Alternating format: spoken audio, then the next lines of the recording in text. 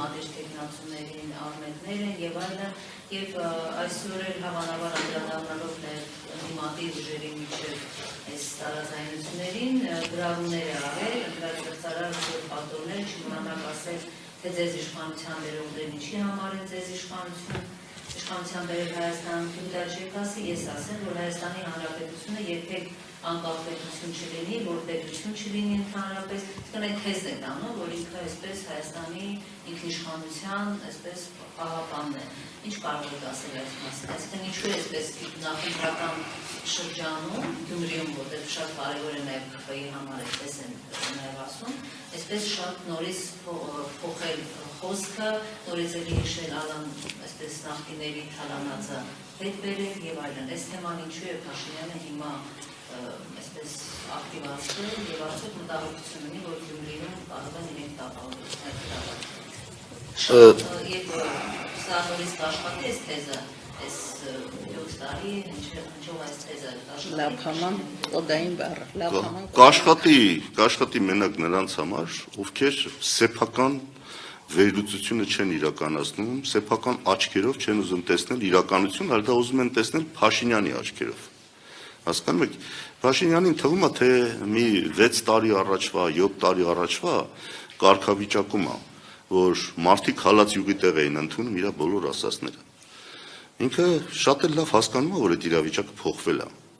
բայց իրան թվում է, թե միակ իր հաղթական արգումենտը այն է, որ բոլորին սևացնի,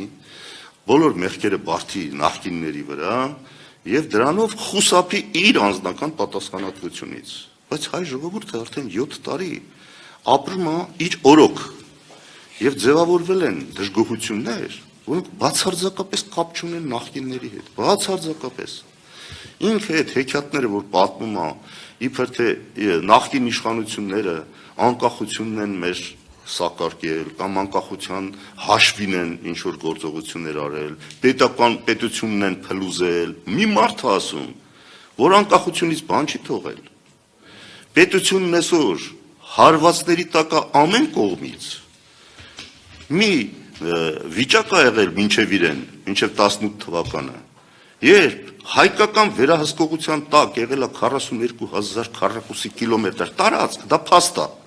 հայկական վերահսկողության տարածք է եղել դա։ Հիմա մեր 29,743, որը ինքը հայտարարում է, էդ էլ չունենք։ Եվ հայտնի չի այս ամեն ինչից հետո այդ իր վարած քաղաքականությունից ընդհանրապես ինչ կթողնեն մեզ։ Երբ որ Ադրբեջանի նկարտումների մասին, երբ որ իրեն ասեցինք, սահմանադրությունն են ասում փոխի, դու ինչի՞ չես ասում, որ իրենք սահմանադրությունն իրանց փոխեն, եւ քանի չեն փոխել, այդ արևմտյան Ադրբեջան խոսույթը չի վերանալու,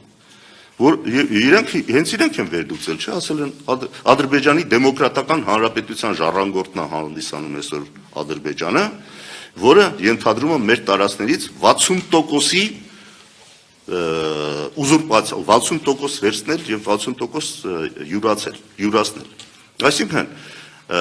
ինքը գիտի, որ այդ վիճակի մեջ է վերել այս երկիրը։ Այդ նույն Ադրբեջանի դեմոկրատական հանրապետության ժառանգորդը չէր այսօրվա Ադրբեջանը, երբ որ նախկինների մոտ ձևի հարց անգամ չէին կարա դնեին։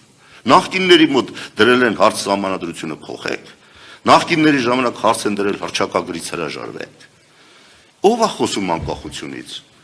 Այդ նախկիններն այնքան ամուր են եղել, որ այդ հենց հռչակագրով շարունակել են բանակցությունները եւ ստիպել են հաշվի նստել հենց նույն հռչակագրի հետ։ Ինքը կարողանում է դա անի։ Ինչ անկախության մասին է խոսում։ Եթե ինքը վերացրեց հիմքերը մեր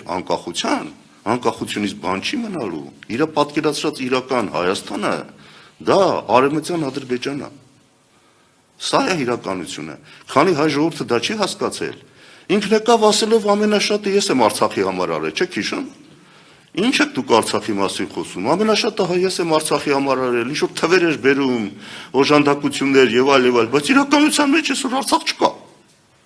Ումա պետք քո արածը, եթե Արցախ չկա այսօր, գոյություն չունի։ Նույնը խոսում է Հայաստանի մասին, 29743-ի մասին։ Այսօր այդքանն էլ չկա, վաղը չգիտենք ինչ կմնա, եւ Հայաստանը այս ծրագրով դառնալու է կցորդը Թուրքիայի։ Սա իրականությունը։ Այդ մնացածը ճամարտակություններ են։ Գյումրիում ինքը տեսել է, որ իրավիճակը փոխված է։ Այո, այնտեղ մեծ դժգոհություն ունի։ Եվ ստեղ է նաև մեր օրինակ մոտեցումը հետա, չէ՞, տեսեք մենք մեր թեկնածուն չենք առաջադրել։ Դաշնակցությունը հայտարարությամբ հանդես եկել, ասելով, որ իր համար կարևոր է այս իշխանությունների հեռացումն է, եւ դա կարող է այո մեծ թափ ստանալ հենց Գյումրիից։ Այսօր բոլորը պետքա դրա վրա կենտրոնանան, այլ ոչ թե իրար վսկտեն։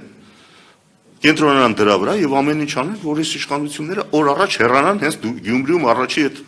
հաղթանակը ընդդիմությունը արձանագրի։ Եվ դրա կանխելու ձևը իր այդ ոչն է, հայ-հոյա խառը, մարդկանց վարկաբեկելու։ Ես ասեմ, հիմա դրանից ես այդքան չեմ ազդվում, ընդհակառակը, ես կարծում եմ դա շատ լավ է, ինչքան այդ ոճով խոսա, այնքան Գյումրիի ժողովուրդը լավ կհասկանա, թե ինչի է պետք սրանցից օր առաջ ազատվել։ Մանավանդ ասում եմ, այդ 7 տարվա անցած պատմությունն իրանց աչքի առաջ ունենալու։ Գյումրիի ժողովուրդը այդ ժողովուրդը չի։ Ինքը շատ լավ գիտի, այս ասածների տակ ինչա թաքնված, ինքը իրականում ինչ պետք է անի, որ իր Գյումրին ծաղկի եւ երբա ծաղկել եւ սրա օրոք ինչ ա եղել։ Այսինքն, այս կարծում եմ հուսահատ ջիքեր են իր վարկանիշը անգրող վարկանիշը փրկելու։ Իդեպ ժողովրդավարության բաստիոնը հայտարարված արժեքներից մեկն է ժողովրդավարության բաստիոնը, ասեմ, որ միջազգային տարբեր մարդու իրավունքների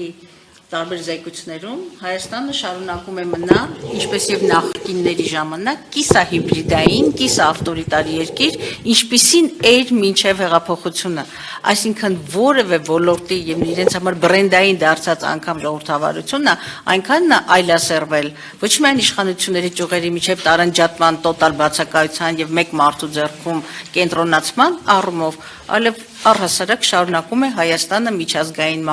իրավունքների վերաբերյալ զեկույցներում մնալ կիսահիբրիդային, կիսաավտորիտար երկիր։